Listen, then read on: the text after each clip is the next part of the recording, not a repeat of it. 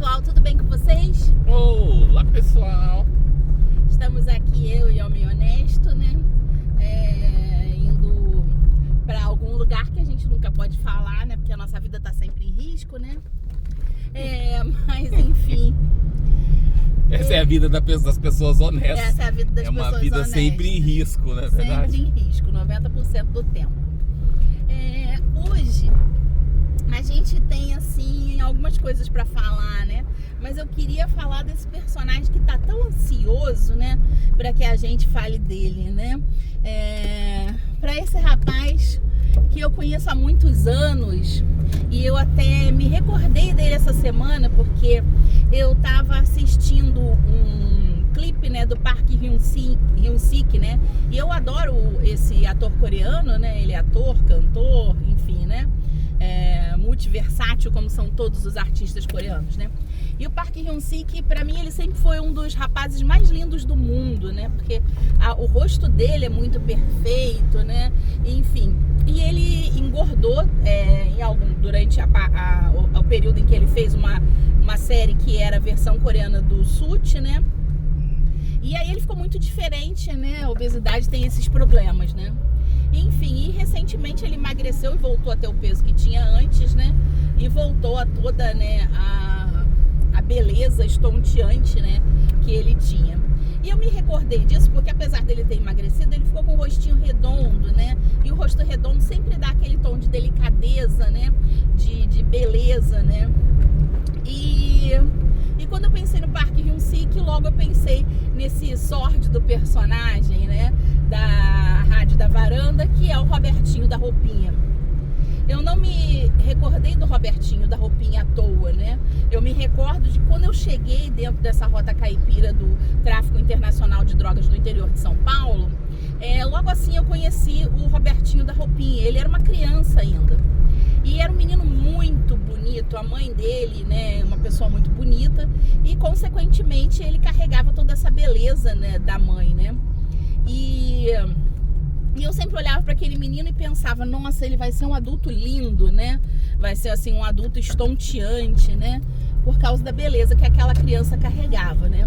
Eu jamais ia imaginar o que aconteceria, né? O que acontecia por detrás daquelas paredes, ou todo tipo de rede na qual ele se interrelacionou, né? Ele passou a frequentar, né? Aqui a gente está falando de um outro criminoso também que, de certa forma, foi o criminoso que interliga todos esses rapazes, todas essas pessoas que fazem parte do que eu chamo da gangue da Pedo, né? A gangue da Pedo, né, que são rapazes que foram envolvidos, né, no crime de documento falso. Quando a Polícia Federal chegou, eles estavam todos envolvidos dentro desse crime, né? E porque o documento falso frequentava a casa dessas pessoas e também ele utilizou os computadores das casas dessas pessoas para poder fazer diversas postagens, né? Postagens, óbvio, criminosas, né? E todos esses rapazes, né, que não é só o Robertinho da Roupinha, né, o Tico-Tico no Fubá Baker, enfim, eles se relacionam por conta do mestre.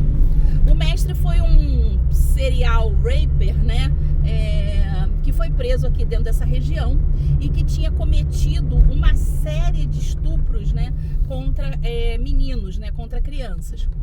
E ele só foi preso por vamos dizer assim, por pequenas acusações, porque, na verdade, ninguém tem noção de qual foi o tamanho de toda a extensão dos estupros cometidos, né, pelo mestre, né? E esse mestre, ele não só tinha, né, de certa forma, uma influência financeira em função da divulgação desses vídeos, pelo crime pelo qual, aliás, ele nunca foi pego, tá? Ele foi pego somente pelo estupro, mas a gente sabe que para entrar nesse rol de estupradores, é óbvio a questão do upload desses vídeos, né, para essa rede, e há sempre aí como é que eu poderia dizer, uma divulgação, né, que gera uma renda para esses criminosos sexuais. E esse mestre, né, Ele tinha, além de tudo, uma influência cultural muito grande na cidade, em função do emprego que ele tinha, né, que de certa forma era um cargo que gerenciava algo público, né, de publicidade, enfim. Então ele tinha essa participação em eventos, a participação em eventos de igreja. Muitos desses meninos, inclusive, ele teve contato a partir da igreja, né? E esse mestre, ele tinha esse rol de ligação muito grande com todos esses jovens, né?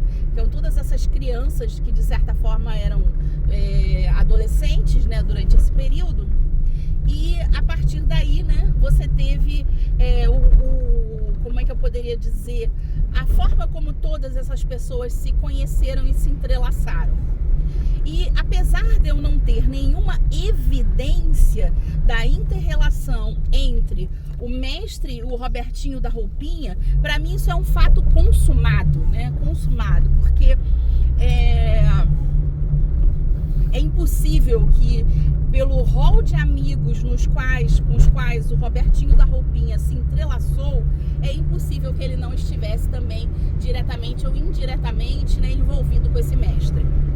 E esse mestre, ele não foi só, né, alguém que introduziu sexualmente, né, através de provavelmente violência sexual, claro, né, todos esses rapazes, como também, de certa forma, ele introduziu todas essas pessoas no universo do crime e no universo do compartilhamento dessas pornografias através da prática de tecnologia P2P, né? Para quem não conhece essa tecnologia, é a tecnologia de compartilhamento de dados, é o famoso e antigo The Pirate Bay, né? Ou qualquer rede de torrent onde você disponibilizava esses arquivos anonimamente na internet, e é muito difícil para as autoridades chegarem até as pessoas que fazem, né, o compartilhamento desses dados. Fora que o P2P também oferece o compartilhamento de pessoa para pessoa, né? Então aí você tira do universo da visibilidade total da internet e você passa para o compartilhamento pessoal. As redes aí são complexas porque envolviam softwares que, sinceramente, nenhum de nós tem conhecimento acerca deles. E hoje é óbvio, esses softwares já devem estar muito obsoletos, né? E devem existir outros muito mais modernos para fazer o compartilhamento, a conversão desses arquivos e tudo mais, né? Inclusive, toda essa rede hoje funciona através da monetização do Bitcoin, né? Ou seja, todos esses dados são pagos em criptomoedas cujo lastro não existe, né? Então você também tem uma dificuldade muito grande de pegar esse pessoal, né? Mas é óbvio, quando a gente fala de Dark Web, quando a gente fala desse universo do crime, você tem aí uma força policial muito grande no mundo inteiro, tá? Seja em qualquer país do mundo, essa força policial que investiga essas gangues de pedo, ela é muito forte. Então, a nossa Polícia Federal, ela não fica nem uma vírgula atrás das outras polícias do mundo. Como é que eu poderia dizer assim, as investigações que acontecem dentro dessa rede, né, dentro dessa Dark Web, com policiais infiltrados, são investigações assim que vocês não têm nem dimensão do grau de complexidade e do grau de inserção, né, desses policiais infiltrados dentro de toda essa rede, né? Que estão ali investigando, tentando chegar aos cabeças, as pessoas que compartilham, a quem, como é que de certa forma gerencia, né, essa parte financeira de todo esse crime, né, todo esse atentado contra crianças, né? Então, assim, o documento falso, ele vai se utilizar dos mesmos arquivos, o mesmo monitoramento que o mestre já utilizava na rede, né? Então, assim, e a partir daí você tem a introdução desses outros rapazes nesse meio. Então, assim, quando aconteceu a imensa batida que a Polícia Federal fez aqui, né, na qual o documento falso foi preso, né, a Polícia Federal, ela sabia de absolutamente tudo. E quando eu falo absolutamente tudo, eu tô falando das coisas mais minuciosas que vocês possam imaginar. Horário de entrada, login, contas e etc. É como aquele processo que eu falei com vocês, né, que aconteceu nos Pesadelos da Esposa de Homem Honesto, né, a qual eu acabei tendo que ler, porque o Monte me mostrou frente àquele crime, né, que aconteceu daquela tripla tentativa de homicídio, né, daquela senhora. E você fica assim assustado com a quantidade de provas e como todos esses processos são muito bem montados, né, pela polícia. Palmas para a polícia com relação a isso. E o grau de complexidade, né, do conteúdo que a polícia apurou, né, durante essa apuração desse crime foi assim muito minuciosa. Eles sabiam absolutamente tudo, quem fez o quê, quem postou o quê, quem se comunicava com quem, entendeu? Quais arquivos foram compartilhados, o total, o tamanho, né, dessas pastas de arquivos, foram mais de 390 arquivos compartilhados. Então assim, então você já tem aí uma noção da dimensão, porque se a gente compara, né, para aquele pé do Rio Grande do Sul, onde você tinha aí, né, a postagem de 700, né, então você sabe que você está muito próximo daquele que é hoje considerado o maior serial raper brasileiro, que é aquele cara do Rio Grande do Sul, aquele criminoso, né. Então assim, então você já tem uma dimensão do tamanho de tudo isso, né. E quando o crime aconteceu, né, ou seja, a polícia chegou, as pessoas foram presas, né, foram todas presas em flagrante em função daquilo que foi descoberto, né, dentro dessa rede. Só que, com relação ao Robertinho da Roupinha, ele não foi preso, ele era menor de idade ainda nessa época, né, era um rapaz já muito bonito, ele tinha crescido, né, e era assim impossível você acreditar que ele estava por trás de tudo aquilo, né, você não conseguia dimensionar um rapaz, né, com aquela beleza que ele precisasse sair estuprando, né, alguém, né, com certeza um monte de meninas gostaria de namorar com ele e tal. Só que quando a gente pensa dessa forma, a gente tem aí um preconceito muito grande, né? Porque o estuprador, ele não é só aquele que não tem acesso ao sexo, mas o estuprador é aquele que gosta de ser detentor do poder sobre o outro. Então é uma questão de poder, não é uma questão necessariamente de acesso. Não é que não exista essa questão do acesso, mas a principal relação, o principal sentimento do estupro é uma sensação de poder, é uma sensação de opressão, uma sensação de sadismo, né? De oprimir o outro, de maltratar o outro, né? De humilhar o outro. Então assim, pensando por essa ótica, é óbvio que uma coisa não teria nada a ver com a outra, né? A beleza do menino não faria com que ele não fosse, né, um criminoso tão, né, contundente quanto ele foi, né?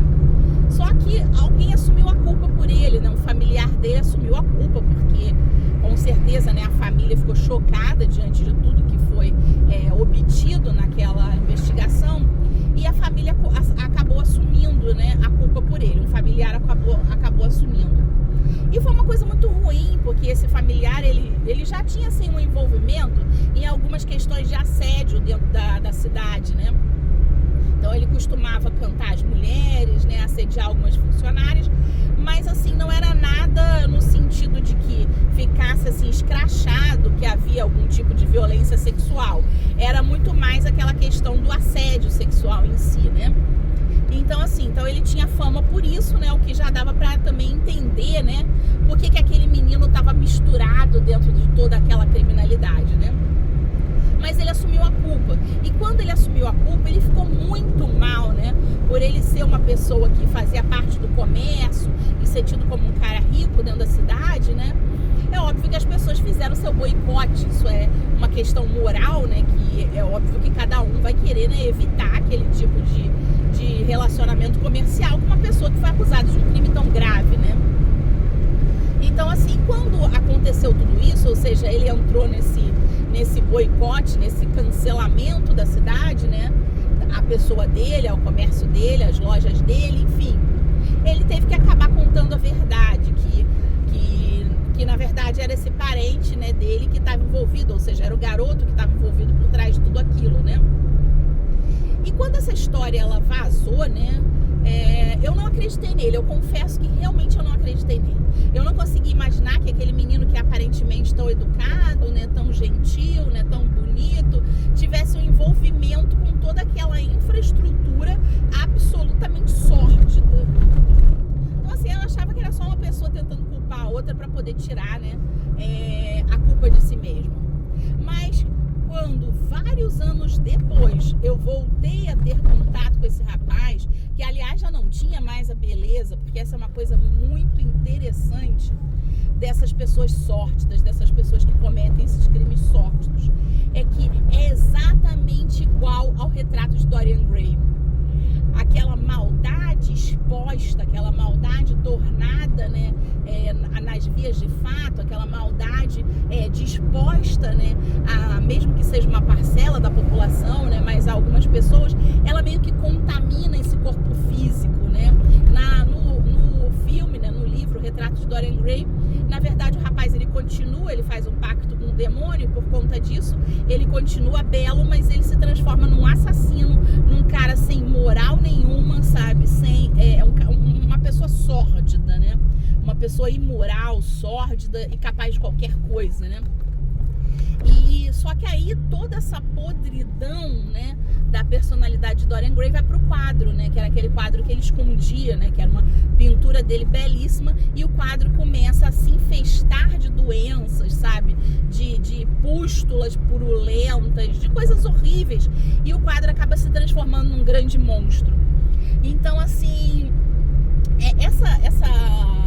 como é que eu posso dizer assim, esse paralelo com a figura de Robertinho da Roupinha fica muito claro, porque nesses, vamos dizer assim, 10 anos, eu realmente não sei precisar exatamente o tempo correto, mas nesses 10 anos que se passaram, ele se transformou numa pessoa completamente diferente, completamente decadente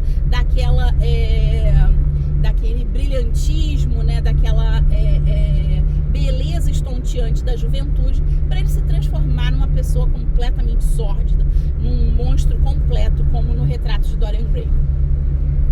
E quando eu vi o Robertinho da Roupinha atacando, né, a nossa casa através das câmeras, né, nesse dia que junto com calcinha apertadinha, que ele ia para lá, né, para participar de tudo, porque ele sabia que eu tinha feito uma denúncia sobre essa questão da pedofilia na cidade, então ele foi para lá para se vingar, né.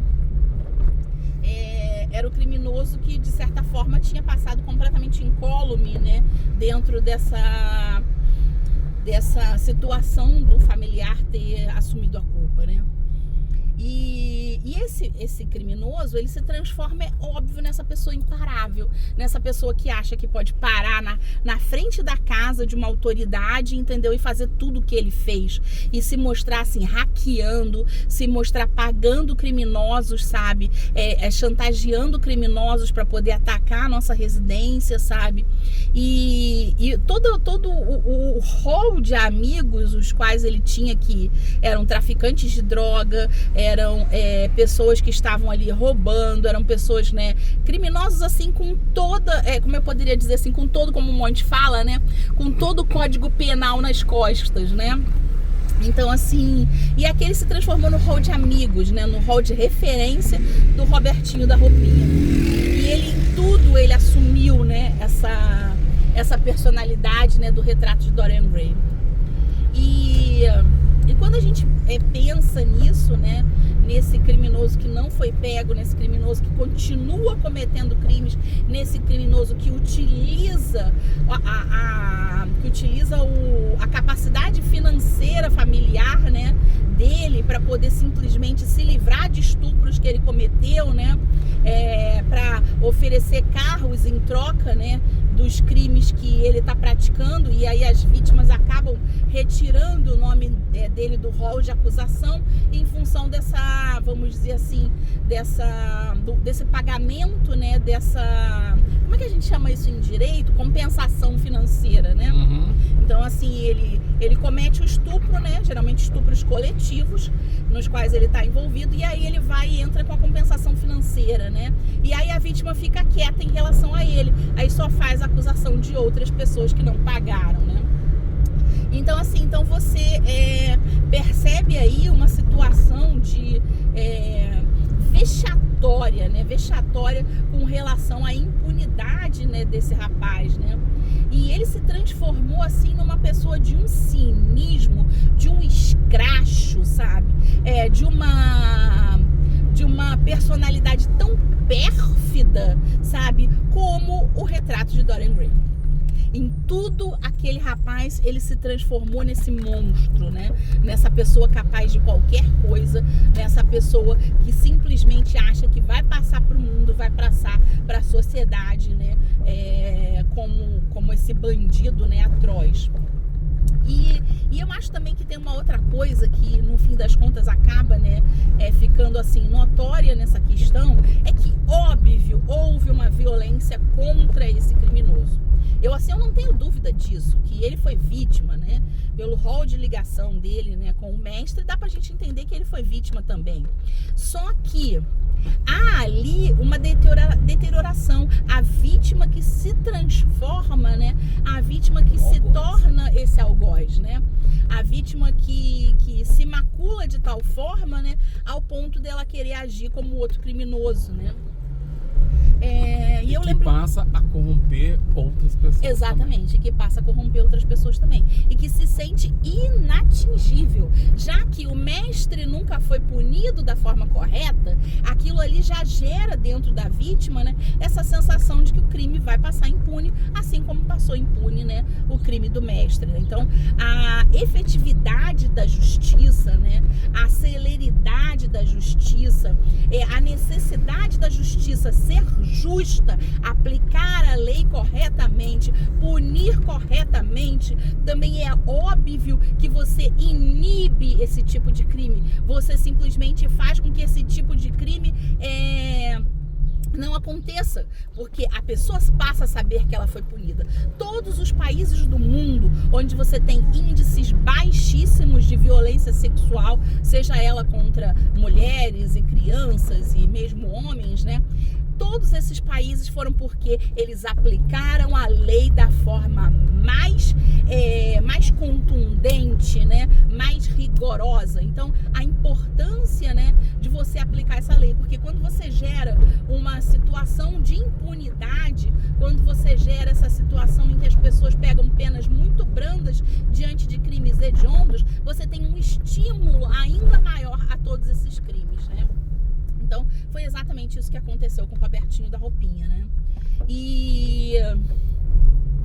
Ele se transformou também numa pessoa alcoólatra.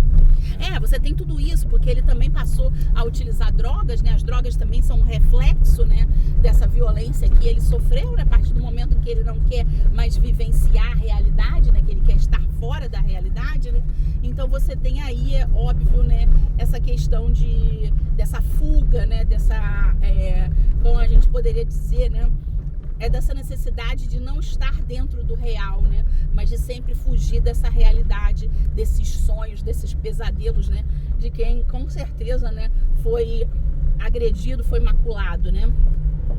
E também, no fim das contas, essa vítima se torna no pior pesadelo das outras vítimas, né? Eu me lembro muito de uma série coreana que eu agora não me recordo o nome.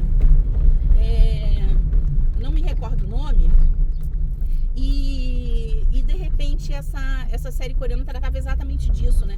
De um rapaz que é violentado, de um rapaz que é agredido, né? E se transforma também num serial raper, né? Tão algoz quanto foi, né, o serial killer que o tinha, né, atacado. Então isso é muito, muito, muito claro, né? É óbvio que você tem aí essa situação da violência. Só que o que a gente não pode deixar imperar jamais é a injustiça.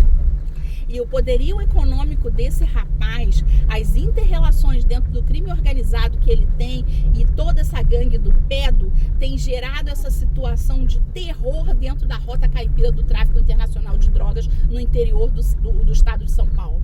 Tem gerado terror. A gente está numa das áreas onde você tem a maior incidência de violência sexual contra crianças e mulheres. Isso é uma demonstração desse estado de impunidade. Isso é uma demonstração do poderio financeiro e da situação aviltante que são todas essas pessoas cometendo esses crimes e saindo impune, né? Enfim, então esse é o vídeo de hoje. Esse acho que é o 18º ou 19º personagem, né? De toda essa trama macabra, né? Um personagem que não dá pra gente esquecer, né? Que não dá pra gente ficar achando que tem que sair impune, né? Sim. É isso, pessoal. E por hoje é só. Tchau, tchau. Fiquem bem. Tchau. Fiquem bem, tchau.